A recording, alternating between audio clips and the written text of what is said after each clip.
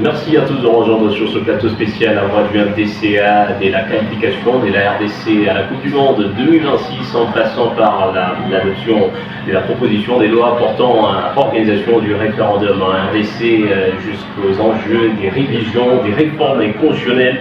Autant des sujets font la une de l'actualité en RDC. Nous en scrutons tout de suite sur ce plateau spécial à voix du MDCA qui a l'honneur de recevoir Monsieur Toussaint Pacoy, Maître Toussaint Pacoy, vous êtes secrétaire général adjoint du parti MDCA, parti de l'Union Sacrée. Merci d'être avec nous sur ce plateau spécial. Merci, monsieur le journaliste. Voilà, l'actualité en RDC reste dominée tout d'abord par les enjeux des réformes constitutionnelles dans un contexte de l'adoption ces dernières heures au Parlement en RDC, l'adoption en seconde lecture par le Sénat de la proposition de loi portant fixation des modalités d'organisation du référendum en RDC, dans un contexte de controverse également entre l'opposition et la majorité. Comment trouvez-vous les enjeux des réformes constitutionnelles en RDC au cœur des polémiques, mais aussi des manifestations qui ont été organisées par l'opposition?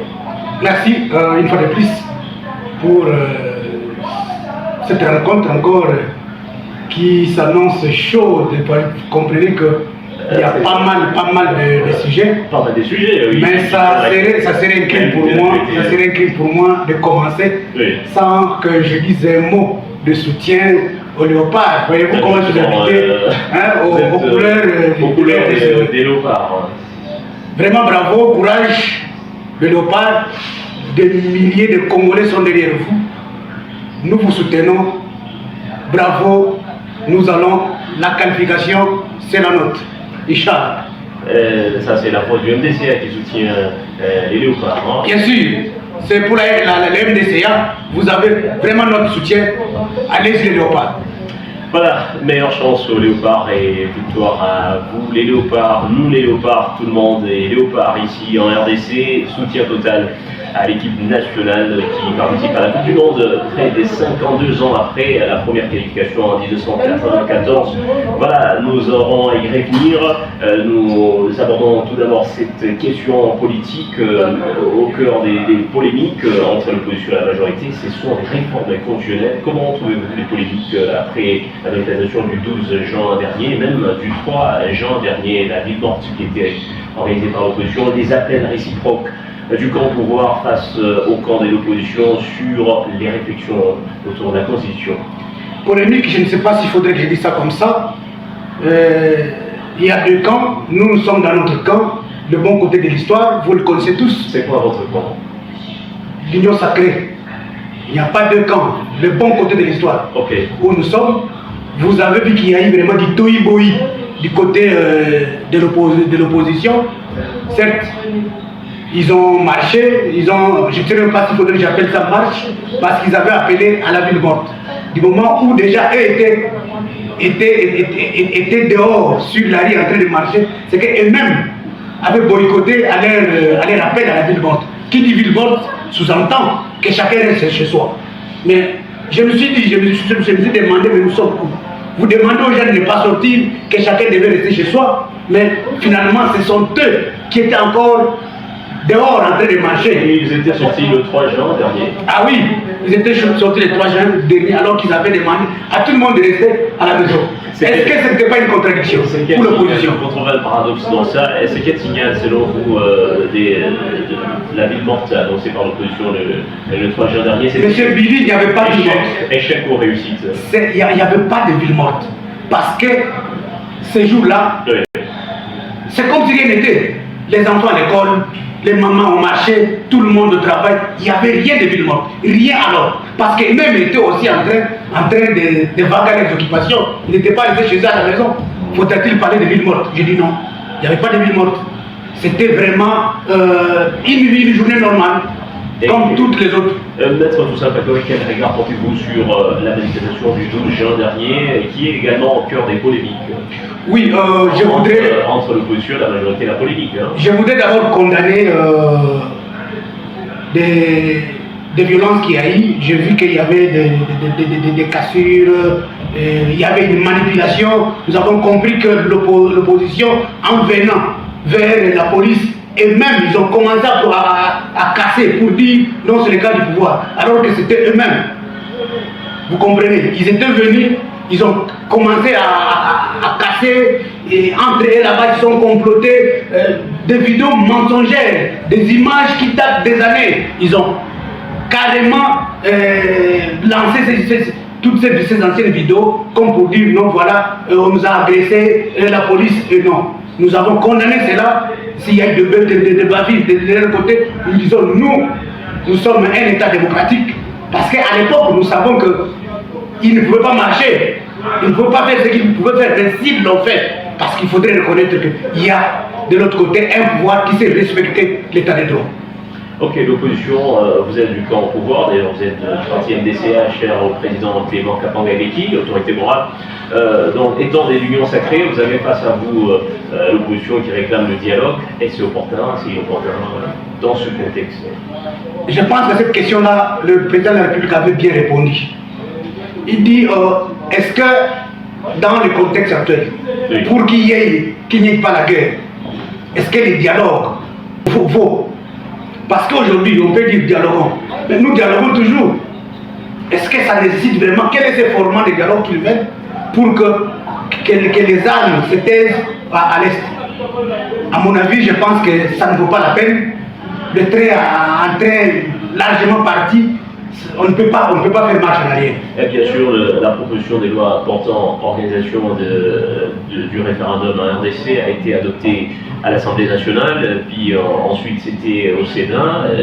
Ce texte a été transmis au chef de l'État pour la promulgation. En attendant la promulgation, les opposants proposent le dialogue. Est-ce c'est opportun après que le texte sur le texte référendaire, la loi référendaire soit adoptée au Parlement? Est-ce le dialogue serait opportun pour traiter la question des réformes constitutionnelles? Je crois que ce que nous pouvons dire à ce sujet, nous avons connu dans ces pays, à l'époque, une opposition qui avait barré la route.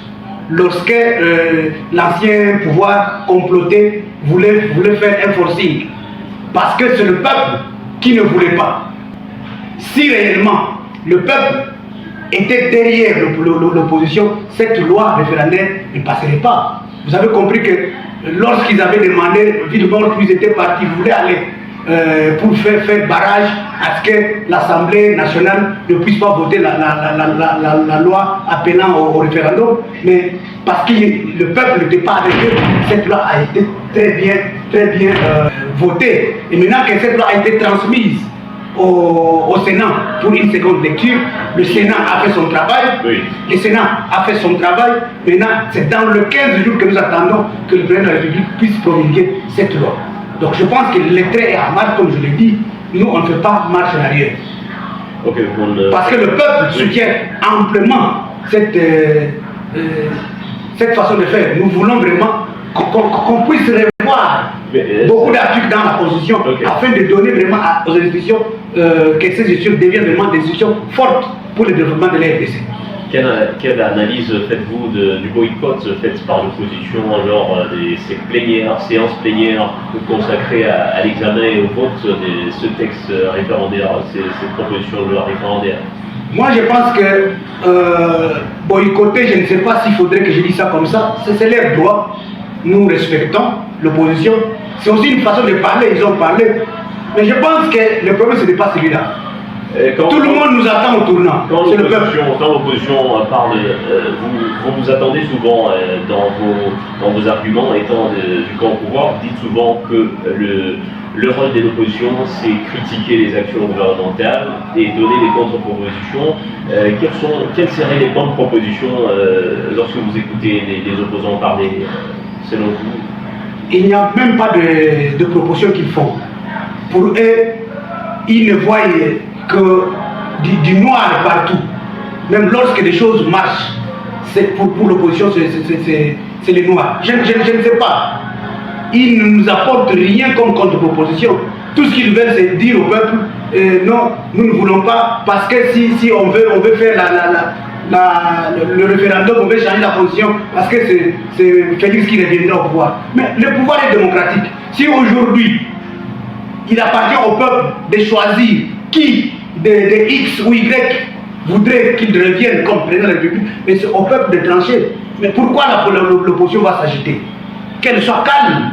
si référendum il y a aujourd'hui, s'ils ont des contre-propositions à faire, c'est d'aller vers le peuple pour dire non, quand viendra cette loi, allez-y, votez non.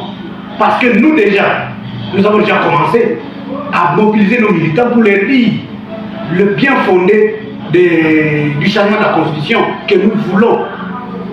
Et bien sûr, il y a eu l'implémentation de l'Assemblée constituante censée rédiger une éventuelle nouvelle constitution, la RDC, bien sûr après référendum. Il y a une question qui se pose au sein de l'opinion publique, c'est celle de savoir pourquoi changer, comment justifiez-vous ces réformes?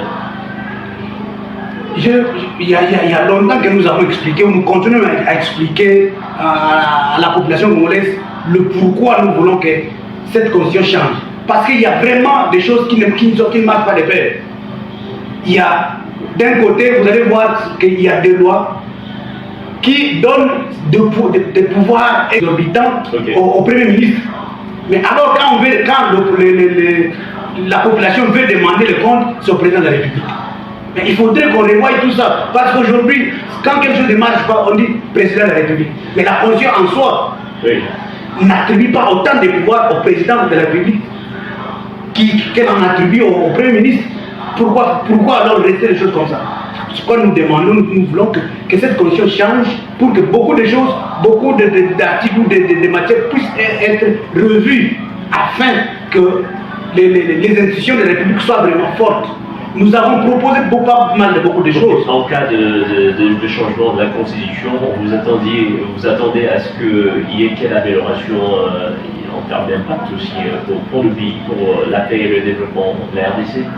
Vous voyez que le Congo, qui longtemps était oublié, pratiquement effacé sur la carte du monde, parce que qui parle d'un pays, ce sont les dialogues avec les multinationales, ce sont la diplomatie et ainsi de suite. Maintenant que le Congo est revenu sur la scène internationale, il y a beaucoup de partenaires qui ont demandé à ce que les lois du pays puissent correspondre avec toutes les propositions économiques que les partenaires viennent, pour qu'on ait vraiment de l'équilibre entre ce qu'on nous amène et la façon dont nous, au niveau du pays, devrions gérer les choses pour le développement de la RDC. Donc il faudrait qu'il y ait vraiment cet équilibre entre les partenaires, ce qui nous amène, et nous, les lois, qu'est-ce que les lois doivent dire. Donc c'est un peu ça. Donc si il n'y a pas de réforme telle que souhaitée par certains de nos partenaires économiques au chiquier international, je pense que les choses ne vont pas bien marcher. Quel est le principal point des divergences entre le camp au pouvoir et l'opposition sur des réformes constitutionnelles, sur des réflexions? Non, pour eux, ils pensent que quand on dit révision ou changement de constitution, dans leur tête, c'est Félix. C'est comme si s'il y avait quelqu'un d'autre que Félix, je pense qu'il dirait la même chose que nous. Nous, on n'est pas là-bas. Qui va revenir, qui reviendra ou pas, nous, on ne sait pas ça. J'ai dit que c'est une loi impersonnelle. Mais pour eux, ils pensent qu'on est en train de tourner autour de Félix pour que Félix Tshisekedi revienne. Mais si, c'est la volonté du peuple. Parce que la souveraineté, on dit que la souveraineté revient au peuple. Est-ce qu'il faut parler de prolongement du mandat? Le mandat, c'est une fois renouvelable. Mais si la Constitution revenait, qu'on changeait la Constitution et que lorsque c'est une nouvelle Constitution et que tout retombe à zéro, ça veut dire que tout le monde va solutionner. Même vous pouvez dire, c'est vrai que vous n'êtes pas politicien, donc chaque Congolais serait libre de postuler. Mais pourquoi ils pensent que même si c'est Félix qui revenait comme candidat, c'est Félix qui passerait? Bon. Ça a rien de nous dire pourquoi ils ont cette crainte. Mais nous n'allons pas vraiment écouter ce qu'ils disent. Nous, ce qui nous intéresse, c'est le bien du pays. Vous avez vu ou entendu comme moi à l'époque, le dernier point de presse du président de la République, quand on voulait savoir, les gens voulaient savoir est-ce qu'il va revenir, est-ce que tout ça. Il a dit que lui c'est un homme d'État. Les opposants là, ce sont des politiciens. Mais un homme d'État pense aux générations futures. Mais les politiciens pensent aux élections. Voilà ce qui fait la grande différence entre ce que le président de la République est en train de penser, le bien de ce pays, par rapport aux autres qui ne voient que leurs intérêts. Il veut venir dire que ôte-toi de là, que je lui mette. C'est ça. Voilà, nous sommes arrivés à la fin de cette intervention. Compte tenu du temps, nous aurons à continuer. Nous avions annoncé la participation de la République démocratique du Congo à la Coupe du Monde 2026. Un message pour les Léopards qui ont démarré ce mercredi 17 juin avec leur première rencontre face au Portugal de Cristiano Ronaldo. Le message que je voudrais dire aux Léopards, c'est qu'ils sachent que ils ont notre confiance. Nous sommes derrière les Léopards qui jouent aujourd'hui et que toutes les prières se sont convergées, et tous les Congolais sont convergés. Nous attendons une victoire, nous vous soutenons à 100%.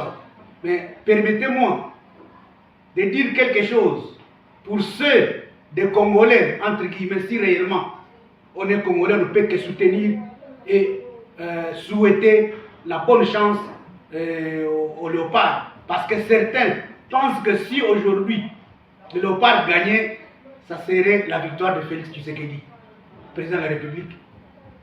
Ce n'est pas ça. Le sport est apolitique. Pendant qu'on veut jouer, il n'y a pas l'opposition, il n'y a pas la majorité. Il n'y a pas d'opposition. Voilà ce que je voulais dire. Que tout le monde, c'est le Congolais qui joue, c'est le Congo qui va gagner. Il n'y a pas de camp du pouvoir, il n'y a pas de camp de l'opposition.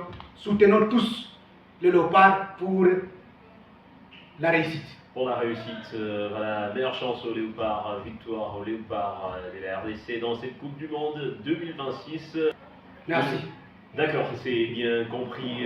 Maître Toussaint Pakoy, je rappelle, vous êtes secrétaire général adjoint du parti MDC-HR au président Clément Kapanga-Ebeki, autorité morale de cette formation politique de l'Union Sacrée, parti chrétien de l'Union Sacrée. Le siège est situé déjà où? C'est sur Kilevalanda, 30 juin, au numéro 1222, de la commune de Lubumbashi. Voilà. Madame, Messieurs, par ici s'achève votre émission spéciale La Voix du MDCA. Merci d'avoir suivi. Au revoir et à la prochaine.